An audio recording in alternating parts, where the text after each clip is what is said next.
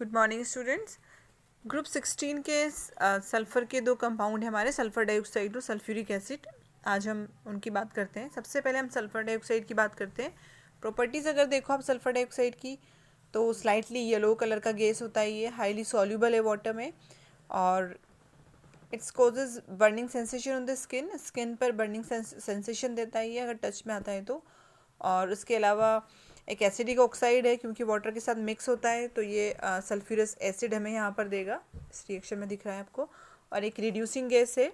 इसका reducing nature देखो, यहाँ देख लेते हैं। रिड्यूसिंग नेचर हमें नज़र आ रहा है कि अगर आप कोई सॉल्ट लेते हो फेरस का, जिसमें आयरन का, जिसमें आयरन फेरिक यानी +3 स्टेज में है, तो ये सल्फ़र डाइऑक्साइड इसे फेरस में यानी Fe+2 स्टेज में कन्वर्ट कर देगा। ठीक है। और ठीक उसी तरह हमने यहाँ पर मैग्नीज को देखा। मैग्नीज यहाँ हमारा MnO4 के केस में कितना ऑक्सीडेशन स्टेट है इसका, यहाँ +7 ऑक्सीडेशन स्टेट है। ठीक है, ये इसको भी रिड्यूस कर देगा और कहाँ ले गया ये मैग्नीज को, +2 ऑक्सीडेशन स्टेट में। तो इस तरह से सल्फर डाइऑक्साइड की इंपॉर्टेंट रिएक्शन है कि ये वर्क करता है एज अ रिड्यूसिंग एजेंट। ठीक है, फेरिक को फेरस में रिड्यूस किया और मैग्नीज को +7 से +2 पर ले गया। ठीक है, आगे बढ़ते हैं। अगर इसकी रिएक्शंस देखें तो एडिशन रिएक्शन है इसकी। एक तो देखो क्लोरीन के साथ मिक्स होकर सल्फ्यूरल क्लोराइड ये बनाता है। ऑर्गेनिक में भी हमें ये रिएक्शन देखने को मिलती है।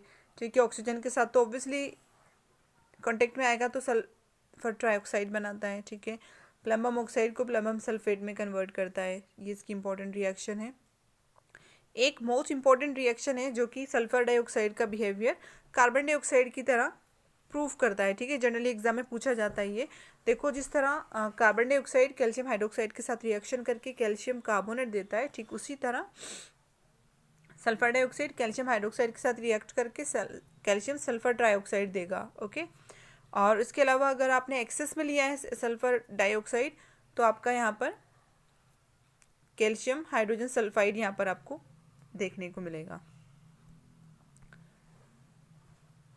ठीक है, its reaction with water and alkalis, the behavior of SO2 is very similar to carbon dioxide. ठीक है, सल्फर डाइऑक्साइड की अगर आप रिएक्शन कराते हो वाटर के साथ और किसी अल्कलाई बेस के साथ, तो इसका बिहेवियर बिल्कुल CO2 जैसा ही होता है, जैसा कि इस रिएक्शन में प्रूफ हो रहा है। ठीक है, जैसे NaOH के साथ भी यहाँ रिएक्शन हो रही है तो भी सेम रिएक्शन देगा। ठीक है, सल्फर का सोडियम सल्फाइड यहाँ पर बनेगा अगर आप NaOH के साथ रिएक्शन कराते हो, जिस तरह कैल्शियम सल्फाइड यहाँ बन रहा था। ओके, प्रिपरेशन देख लेते हैं। 3 तरह की प्रिपरेशन है इसकी। एक तो है कि आप सल्फ़र को हीट करोगे, और या फिर सल्फाइड और आपके पास है जैसे कैल्शियम सल्फाइड है। ठीक है, अगर आप उन्हें हीट करते हो विद ऑक्सीजन तो आपको यहाँ सल्फर डाइऑक्साइड मिलती है। ठीक है, और सल्फर डाइऑक्साइड को ऑक्सीजन के साथ अगर आपने हीट किया तो सल्फर ट्राइऑक्साइड मिलेगा। लेबोरेटरी मेथड देख लो, सल्फाइड कोई सा भी सल्फाइड आपने ले लिया, जैसे सोडियम सल्फाइड का एग्जाम्पल यहाँ गिवन है, उसको एसिड के साथ मिक्स करते हो आप, तो आपको सल्फर डाइऑक्साइड और वाटर मिलता है। ये भी मोस्ट इंपॉर्टेंट रिएक्शन एग्जाम में जनरली पूछी जाती है। कोई भी सल्फाइड आपको दे देते हैं और एसिड देते हैं साथ में, तो आपको सल्फर डाइऑक्साइड वहाँ पर बनाना होता है। थर्ड है इंडस्ट्रियल मेथड। इंडस्ट्रियल मेथड में फेरस का सल्फाइड है, ठीक है, उसका ऑक्सीडेशन किया और वो फेरिक ऑक्साइड और सल्फर डाइऑक्साइड में यहाँ पर कन्वर्ट होगा। उसके बाद हम बात करेंगे सल्फर डाइऑक्साइड के बाद सल्फ्यूरिक एसिड की बात करते हैं। जैसे कि सल्फ्यूरिक एसिड का स्ट्रक्चर आपको नज़र आ रहा है। ठीक है, ऑक्सीडेशन स्टेट जनरली पूछी जाती है, +6 ऑक्सीडेशन स्टेट है यहाँ पर सल्फर की। ओके, और ये H2SO4 जो है वो 2H+ आयन रिमूव करेगा। ऑब्वियसली एक H+ इस ऑक्सीजन से जुड़ा हुआ और दूसरा H+ इस ऑक्सीजन से जुड़ा हुआ, 2 H+ आयन देता है। तो इसकी बेसिसिटी कितनी हुई, 2 हो गई है। ओके, इसका हाइब्रिडाइजेशन अगर आप देखो तो इसमें sp3 हाइब्रिडाइजेशन होता है सल्फर में, अगर आप सल्फ्यूरिक एसिड में देखोगे। फिर इसकी प्रिपरेशन मोस्ट इंपॉर्टेंट है। ठीक है, कॉन्टैक्ट प्रोसेस है इसका, जिसके थ्रू हम इसे सल्फ्यूरिक एसिड का फॉर्मेशन करते हैं। 3 स्टेप में कंप्लीट होता है। फर्स्ट स्टेप है कि आप सल्फर डाइऑक्साइड लोगे, ऑक्सीजन के साथ उसे मिक्स करोगे। ओके, और वैनेडियम ऑक्साइड की प्रेजेंस में आप ऑक्सीडेशन करते हो सल्फर डाइऑक्साइड का, तो सिंपल सी बात है सल्फर ट्राइऑक्साइड आपको मिलेगा। ये सल्फर ट्राइऑक्साइड सल्फ्यूरिक एसिड के साथ मिक्स होकर ओलियम यानी H2S2O7, ओके, पर सल्फ्यूरिक एसिड जिसे हम कहते हैं, ओलियम की फॉर्मेशन करता है। फिर ये ओलियम वाटर के साथ मिक्स होकर आपको सल्फ्यूरिक एसिड यहाँ पर देता है। ठीक है, तो इस तरह से ये कॉन्टैक्ट प्रोसेस है, मोस्ट इंपॉर्टेंट है, इसको याद रखेंगे आप। 3 स्टेप में कंप्लीट होता है। पहले स्टेप में सल्फर ट्राइऑक्साइड बनेगा, दूसरे स्टेप में वो सल्फर ट्राइऑक्साइड ओलियम में कन्वर्ट होगा, और थर्ड स्टेप में ये ओलियम सल्फ्यूरिक एसिड में कन्वर्ट हो जाएगा।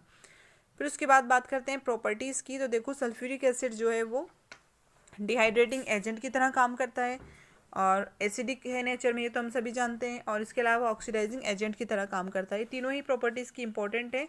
डिहाइड्रेटिंग नेचर है इसका, एसिडिक नेचर और ऑक्सीडाइजिंग नेचर। तो सबसे पहले बात करते हैं डिहाइड्रेटिंग नेचर की। तो देखो डिहाइड्रेशन करता है, अगर आप इसके कॉन्टेक्ट में लेकर आते हो सुक्रोज को, ठीक है, ग्लूकोज के साथ भी यही रिएक्शन देता है सेम। सुक्रोज लिया आपने, ओके, सल्फ्यूरिक एसिड उसमें डाला तो डिहाइड्रेशन हो जाएगा सुक्रोज का, और सुक्रोज कार्बन ब्लैक में, सिर्फ वाटर इसमें से रिमूव हो जाएगा। अगर यहाँ से आपने वाटर रिमूव किया तो क्या बचेगा, सिर्फ कार्बन बचेगा, यानी कार्बन ब्लैक वहाँ नज़र आता है। इतना अच्छा डिहाइड्रेटिंग एजेंट है ये, ठीक है। ये रिएक्शन सेम आप ध्यान में रखना ग्लूकोज के साथ भी होती है। उसके अलावा हम देखते हैं यहाँ पर फॉर्मिक एसिड। तो देखो फॉर्मिक एसिड में सल्फ्यूरिक एसिड आपने डाला तो कार्बन मोनोऑक्साइड और वाटर में कन्वर्ट होगा, डिहाइड्रेटिंग एजेंट है, यहाँ से भी वाटर रिमूव होगा।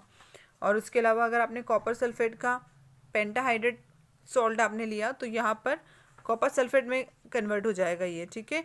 वाइट कलर का होता है जो कि इसमें से ये वाटर का कंटेंट बाहर निकाल देगा, okay, due to the dehydrating nature.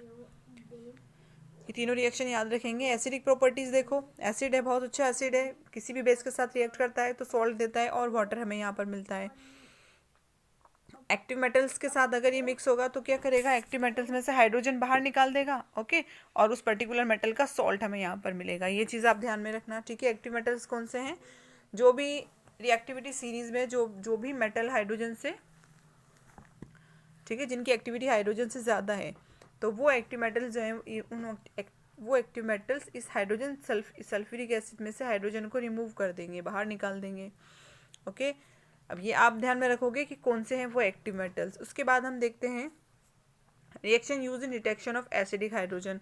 Acidic hydrogen पता लगाना है आपको कि कौन सा है, तो उसके लिए सोडियम कार्बोनेट और सल्फ्यूरिक एसिड का मिक्सचर लिया जाता है, तो आपको हाइड्रोजन कार्बोनेट, वाटर और CO2 यहाँ मिलता है, ठीक है। ये एसिडिक हाइड्रोजन की डिटेक्शन के लिए की जाती है रिएक्शन यूज।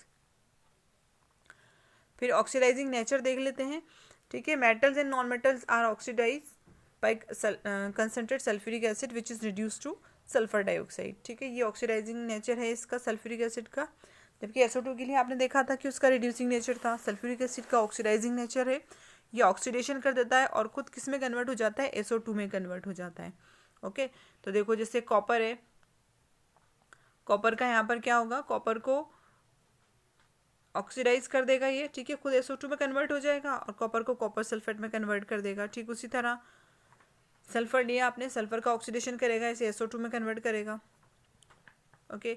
उसके अलावा कार्बन आपने लिया, ठीक है, कार्बन नॉन मेटल का एग्जांपल है, तो कार्बन का भी यहाँ ऑक्सीडेशन होगा, कार्बन CO2 में कन्वर्ट होगा और ये खुद SO2 में कन्वर्ट हो जाएगा। तो ये रिएक्शंस आपको याद रखनी है कि सल्फ्यूरिक एसिड एक तो ऑक्सीडाइजिंग नेचर है इसकी, एसिडिक नेचर ऑब्वियसली तो हमें पता ही है, उसके अलावा डिहाइड्रेटिंग एजेंट है, तो ये सब आपको ध्यान में रखना है, ओके।